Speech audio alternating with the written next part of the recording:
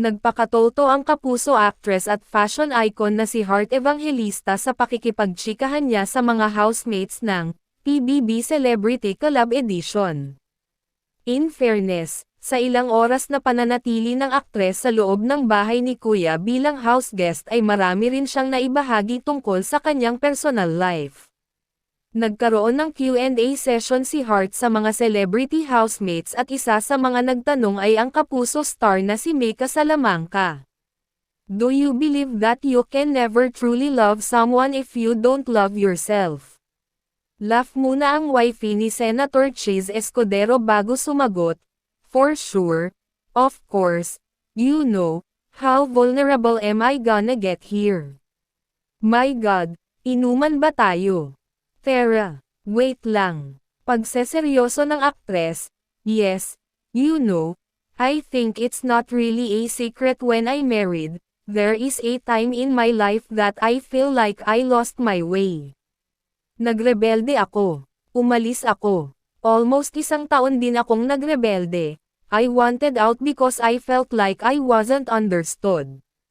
Or ewan ko kung anong nangyari sa akin, siguro na-redirect din ako ng mga kasamahan ko. I went into a path na parang, akala ko hindi na ako makakaalis doon.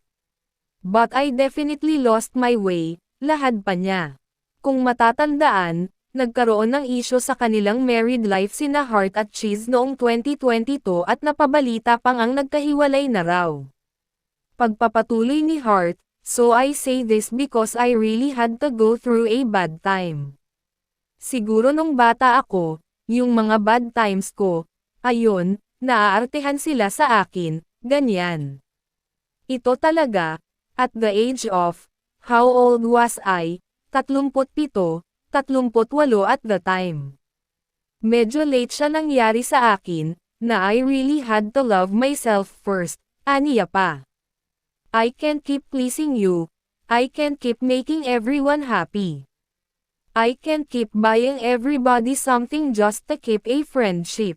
I can't alam mo yun, yung parang, feeling mo, binibili mo na lang lahat ng tao para samahan ka kasi takot kang maging mag-isa, saad pa ni Heart. Ako, super fear ko yun, takot akong maging mag-isa. So, ayan na ani Heart sa pagiging emosyonal. Takot din ako na, my husband is 15 years my senior. So, parang, inuunahan ko na. Baka one day, maging mag-isa na lang ako sa buhay. So, ako na lang ang aalis kasi kailangan kong masanay maging mag-isa, paliwanag ng aktres. Dugtong pa ni Heart, but during those moments is when I realized na, I love them as much as I love me. But I have to love myself first in order for me to give more love to others. So, yes, I do believe in that. So when it comes to the family, you know, be grateful, never forget your family no matter where life takes you.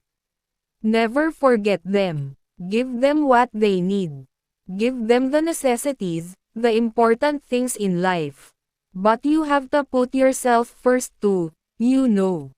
Because if you don't put yourself first too, one day, the reality hits, kapag may nagkasakit. Tapos sa dami mong binigay kung kani-kanino, when the time really matters, anong pambabayad mo doon sa ospital? So it's not just being selfish for yourself, but it's also preparing for the really bad things. So yun, una mo yung sarili mo palagi, chika pa ni Heart.